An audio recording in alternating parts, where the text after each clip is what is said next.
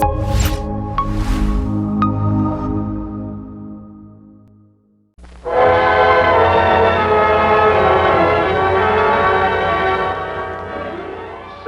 for Star Playhouse presents Dick Powell, Charles Boyer, David Niven, Ida Lupino.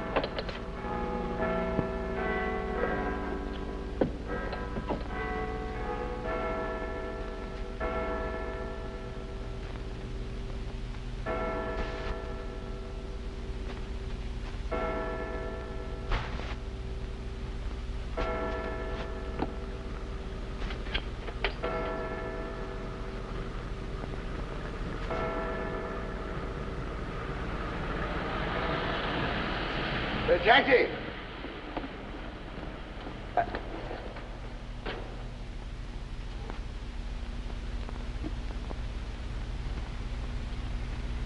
My hat!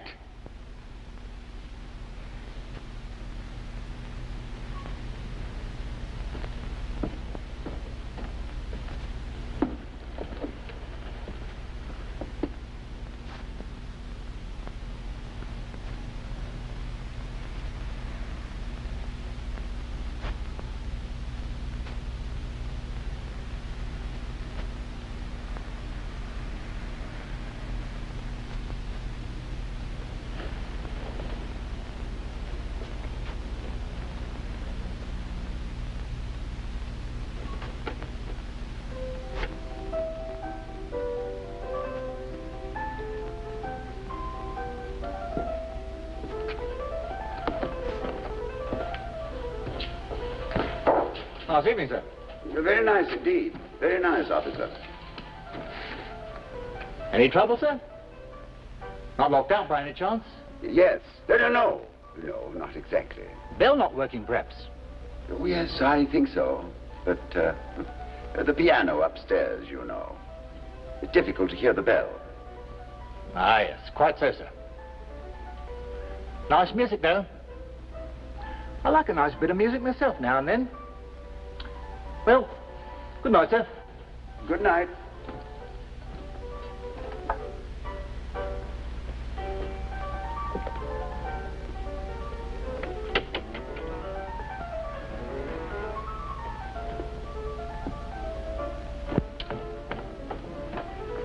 Excuse me a moment. Excuse me, but I'd be greatly obliged to you if you could see your way.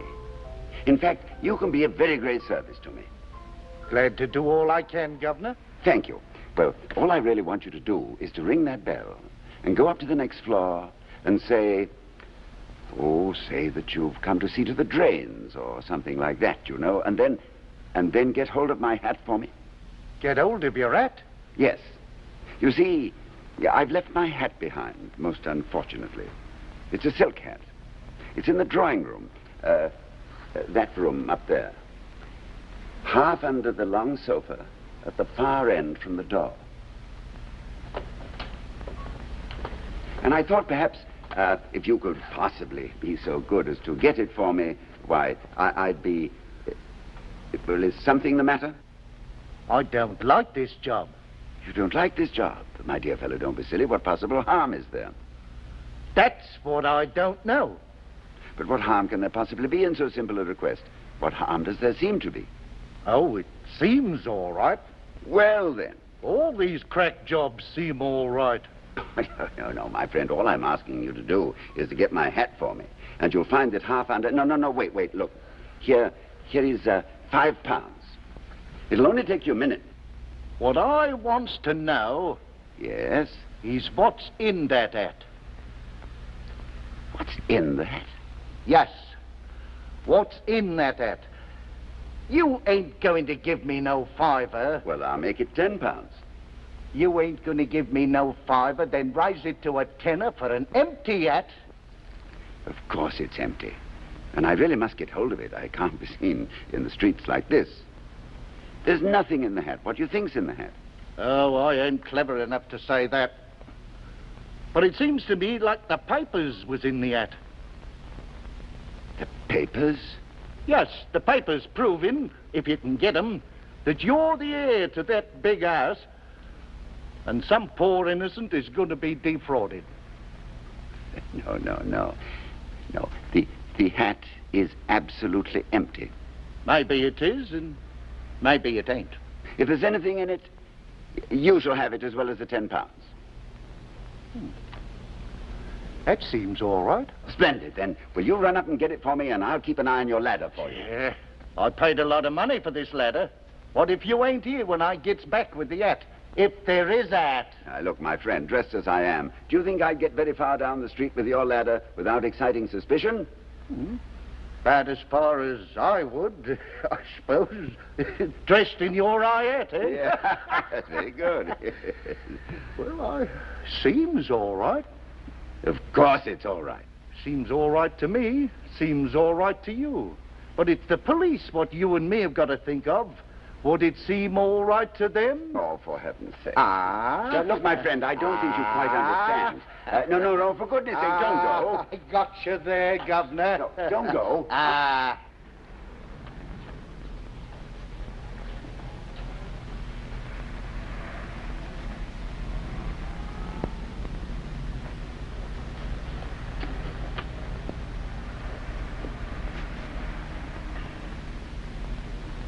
Why was I such a fool as to...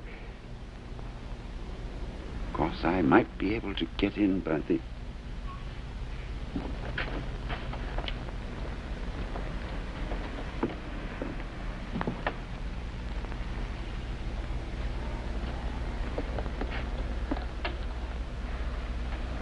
Oh, I do beg your pardon. I was merely admiring your flowers.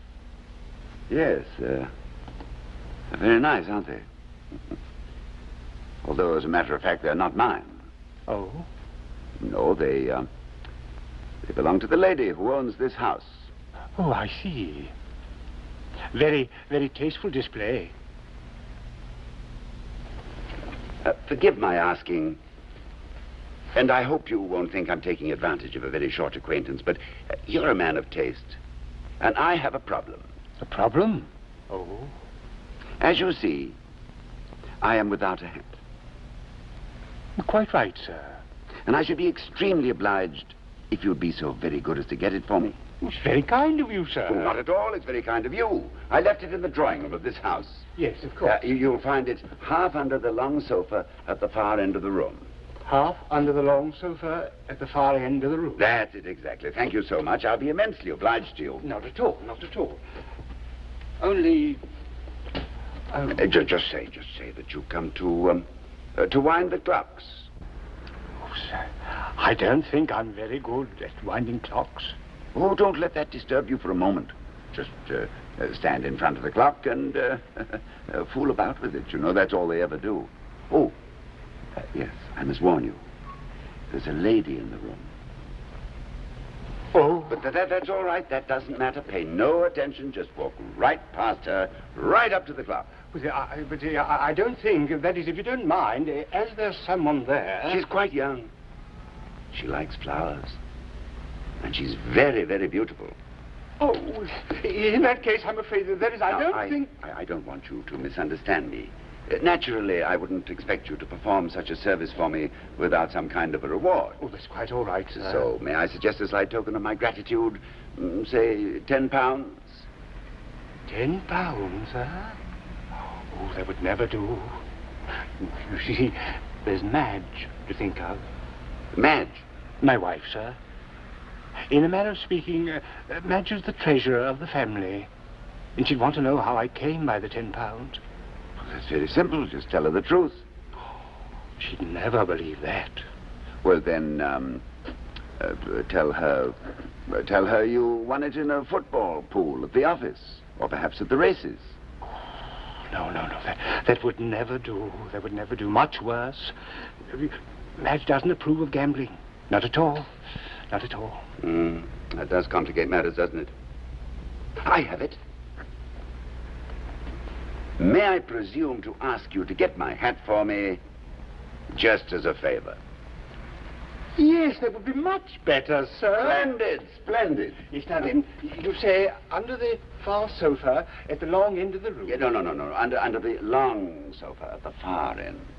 The long sofa at the far end, yes.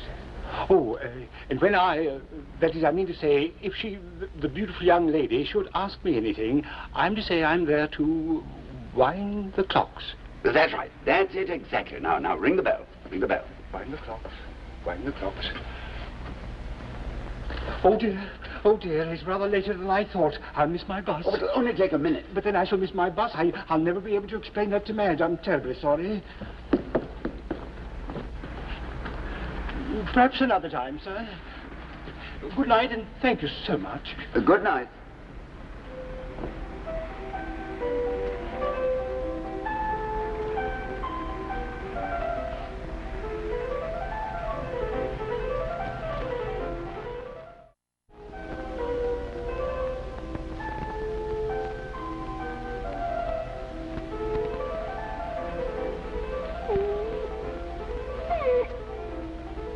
I regard this as a very friendly gesture, and I want you to know I appreciate it.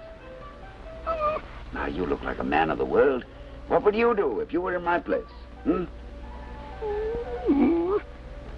I can't go back. You know that perfectly well. I could not love thee, dear, so much. Loved I not... Well, you wouldn't understand, even if I could remember it. Have you ever been in love? Did you quarrel with her? And what did you do about it?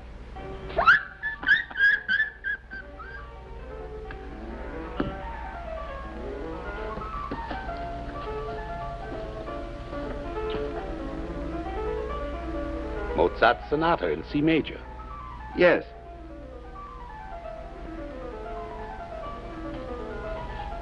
Excuse me.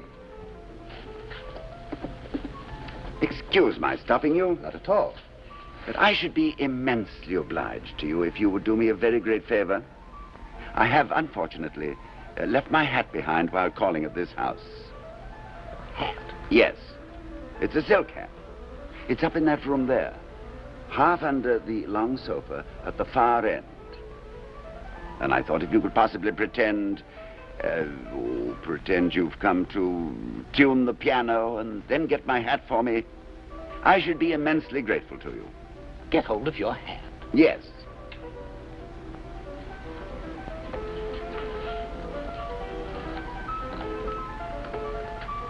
And it's up in that room. Yes.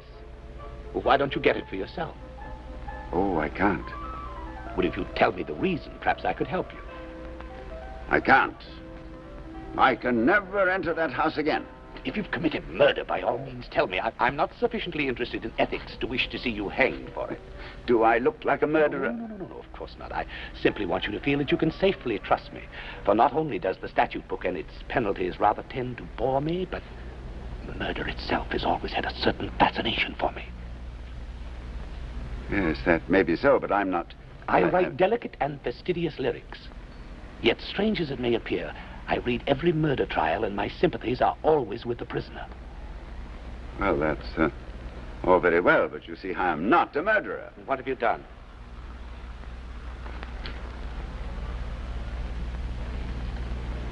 I will tell you. In that house there is a lady. She is very lovely, but I have quarreled with her. I have sworn never to darken her doorstep again, never again, to allow my shadow to cross her path.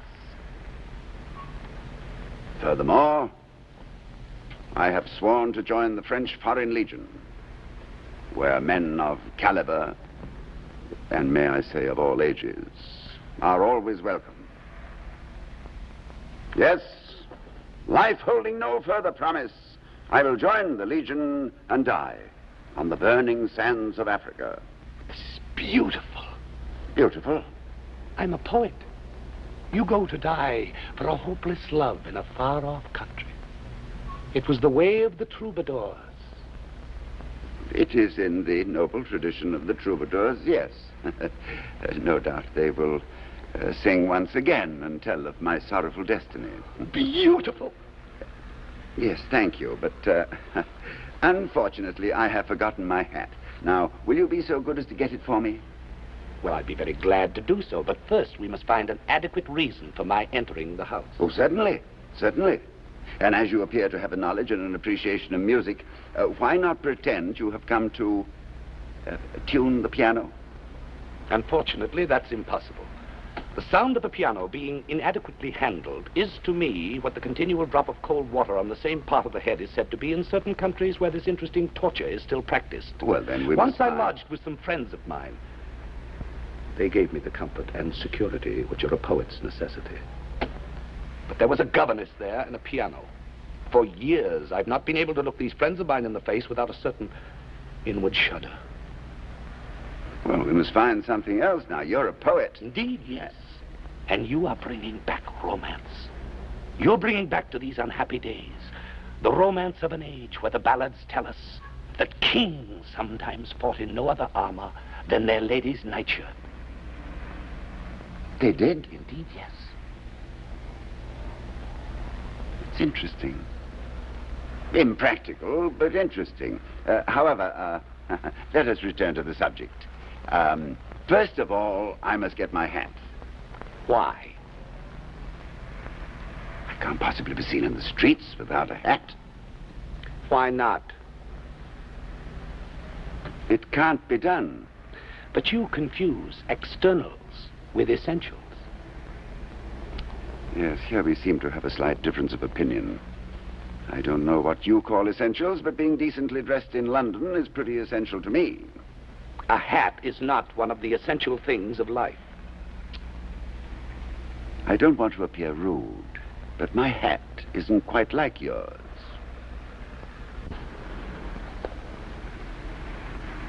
Let's sit down.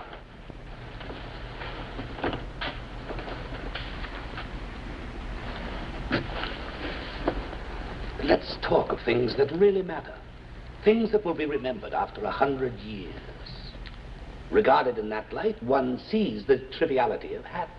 Not my hat. But to die, and to die beautifully for a hopeless love, that's a thing one could write a lyric about.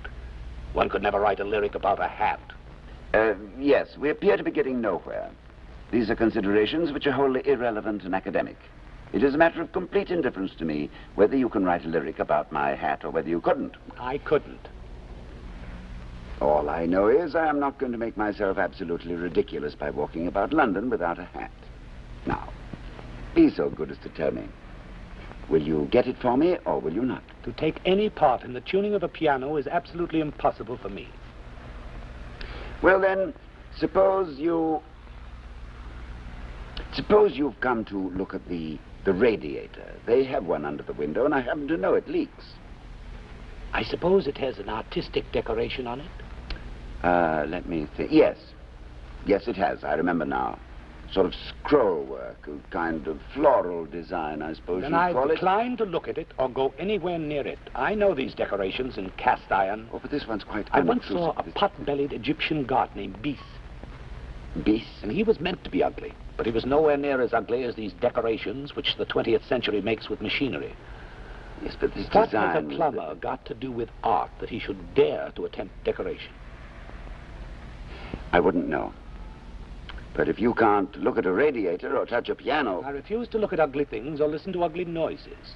If you can think of any reasonable plan, I don't mind helping you. Well, why can't you think of a plan? If you're a poet, thinking's rather in your line. If I could bring myself to contemplate so absurd a thing as a hat for any length of time, no doubt I'd be able to think of a plan. But the very triviality of the theme makes it impossible. Well, I'll have to get it myself. No, for heaven's sake, don't do that. Think what it means.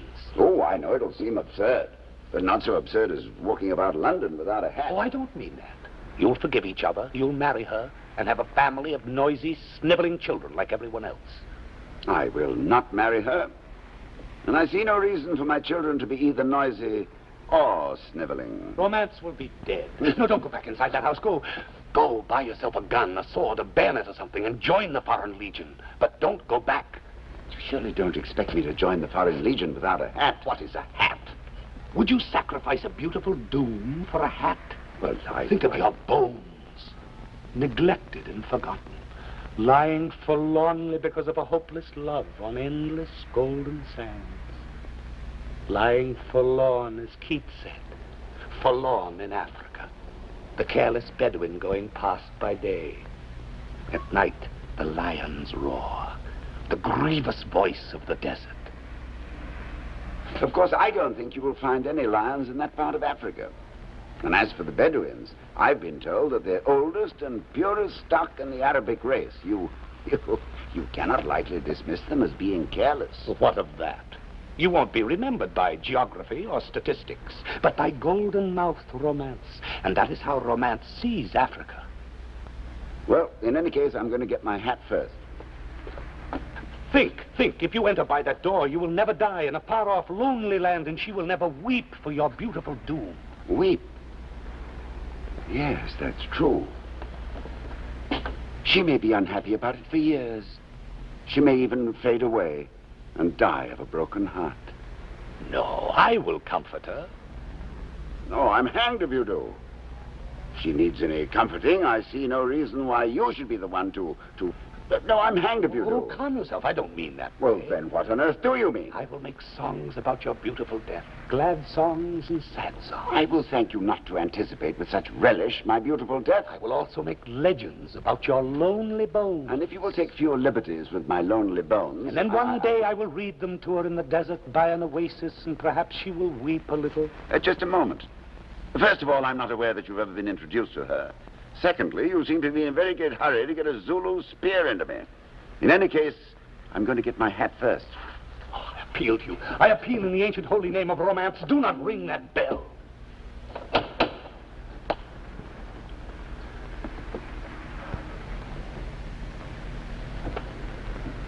You will marry. You will go on 2-week vacations with your wife to Paris, perhaps even as far as Monte Carlo. And then the family will come. A large, sprawling family as far as the eye can see. You'll earn money to feed them like everyone else. No monument will ever be raised to your memory. Here. Hold these for me. I will get my hat and be with you again in 2 minutes. Together we will fly to Algiers and then to the Legion post at Sidi Bel Abbes.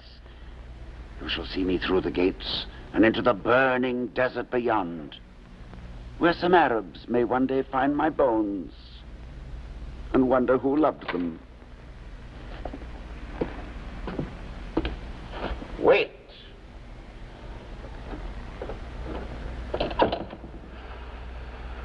Let there be graven in brass upon this house. Romance was born again here out of due time and died young. Anything wrong here? Everything's wrong. They're going to kill romance. This gentleman don't seem quite right somehow. There's none of them quite right today.